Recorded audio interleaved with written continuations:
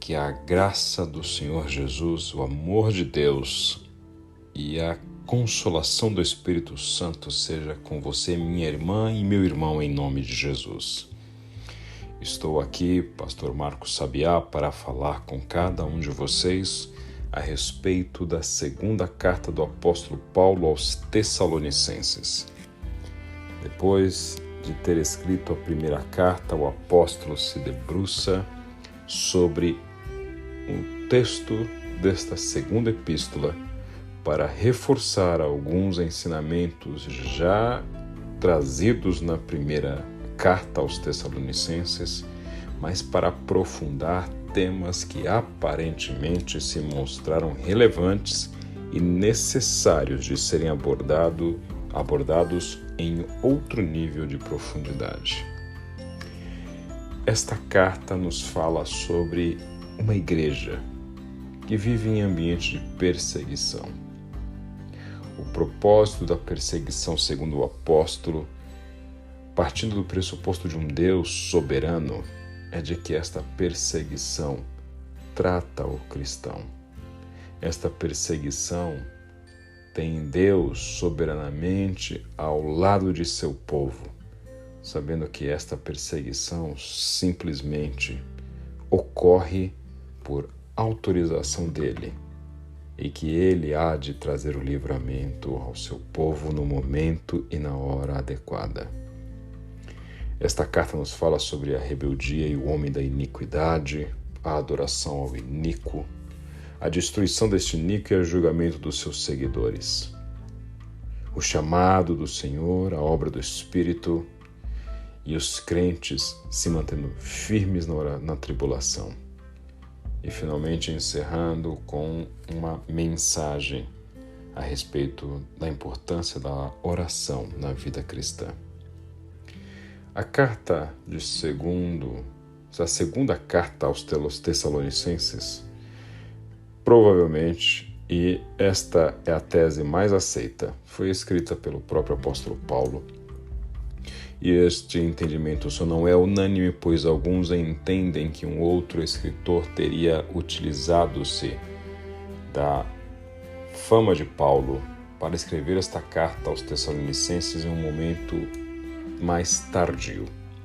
No entanto, o entendimento mais aceito é de que de fato foi o próprio apóstolo, pois é assim que ele se identifica, juntamente com a contribuição de Silas e Timóteo no início da carta, e ao final da carta, inclusive, dizendo que registra ali a saudação de próprio punho, em seu nome, Paulo. E estamos falando aqui também de um consenso de que esta carta, junto com a primeira de Tessalonicenses, seriam as primeiras epístolas do apóstolo, sendo 1 Tessalonicenses em torno do ano 50 e logo em seguida, em 51, a segunda carta aos Tessalonicenses. Alguns chegam a discutir a carta aos Gálatas sendo antecedente, mas estaríamos falando de cartas muito contemporâneas. Olhando para o capítulo 1, vemos o apóstolo trazendo a sua saudação, onde ele inclusive refuta qualquer entendimento de que esta carta não seja de sua autoria, também trazendo a contribuição de Silas e Timóteo a esta mensagem à igreja de Tessalônica.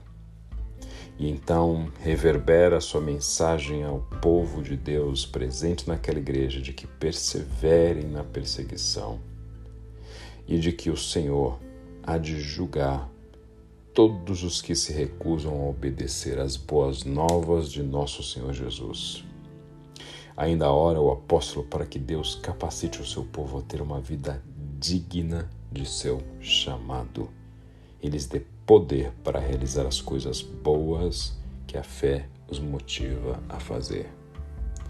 Neste curto capítulo, ele traz alguns conceitos importantes que é esta perseverança na perseguição, mensagem que ultrapassa a importância daquela igreja em 51 depois de Cristo e reverbera para todo o corpo de Cristo no decorrer dos séculos seguintes. Também fala sobre este juízo àqueles que se recusam a obedecer às boas novas, ou seja, Deus há de julgar aqueles que, ao terem acesso ao conhecimento da verdade, se recusam a obedecer à verdade. E também encerra o capítulo com a oração do apóstolo para que os cristãos tenham uma vida digna de seu chamado, ou seja, uma vida coerente com tudo aquilo que o servo de Deus deve esposar em concordância com o ensinamento bíblico dos apóstolos. Inicia então o segundo capítulo com um dos conceitos mais relevantes desta segunda carta aos Tessalonicenses, que é o tempo do dia do Senhor, ou esclarecimentos do apóstolo sobre o seu ensinamento a respeito da vinda do Senhor, já iniciados lá em 1 Tessalonicenses. Na primeira carta, Paulo nos fala sobre a iminência da volta de Jesus e como seria importante a igreja estar preparada, pois ele mesmo havia dito que viria como um ladrão à noite. No entanto, refuta a má interpretação que alguns irmãos de Tessalônica fizeram em relação a este ensino da primeira carta aos Tessalonicenses. Paulo então traz um conceito que faz parte de grandes discussões teológicas, de que o dia do Senhor virá quando surgir a rebelião, ou apostasia no grego, ou violenta refutação, e o homem da iniquidade. O que seria este homem da iniquidade? Este conceito do homem da iniquidade, ou homem da perversidade, trazido por Paulo, refere-se à imagem do anticristo, do filho da destruição, da besta do Apocalipse, que tem algumas características expressas pelo apóstolo neste segundo capítulo da carta aos Tessalonicenses. Este homem da iniquidade, primeiro, se oporá à divindade. O apóstolo fala que ele se oporá a tudo a que o povo chama de Deus. Em segundo lugar, ele se oporá a todo objeto de culto.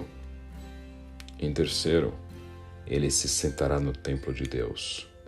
E em quarto, se passará por Deus. Paulo nos traz o ensino a respeito do advento deste homem da iniquidade como sinal deste dia do Senhor.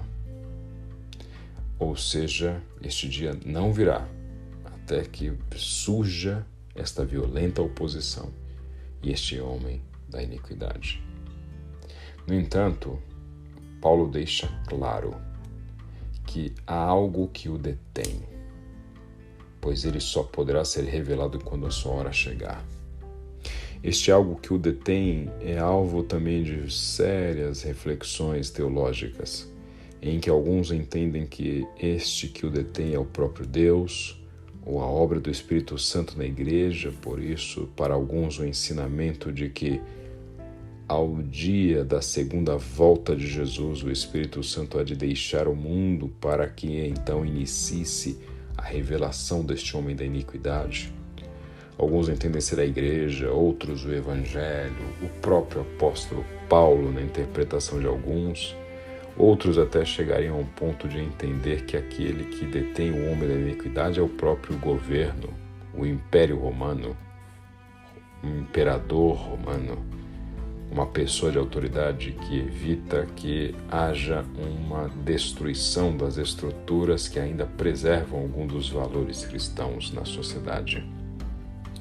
Para nós ficar claro que quem o detém é esta obra do Espírito Santo, como a pessoa da Trindade a agir no meio da terra, evitando que o homem da iniquidade se revele plenamente, pois sabemos que este homem da iniquidade, o que vem para roubar, matar e destruir, aquele que vem para assolar e destruir tudo aquilo que se parece com a imagem de Deus no homem, só é detido pela obra poderosa do Senhor em meio à sociedade, que não será outra coisa senão o próprio Espírito de Deus em meio ao seu povo.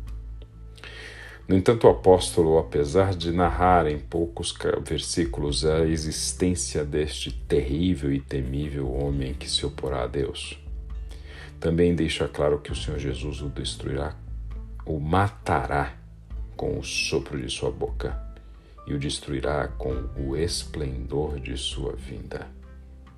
Ou seja, Jesus não vai ter muito esforço para destruir esta grande autoridade maligna.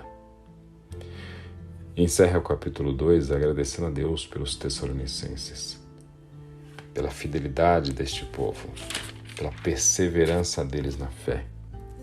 E por isso diz: permaneçam firmes. E então encerra a carta ao apóstolo no capítulo 3, falando sobre algo essencial e central na vida cristã: a oração.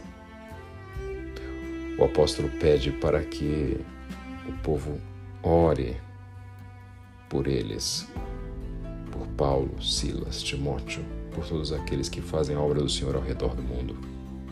Orem para que a mensagem do Evangelho se espalhe rapidamente.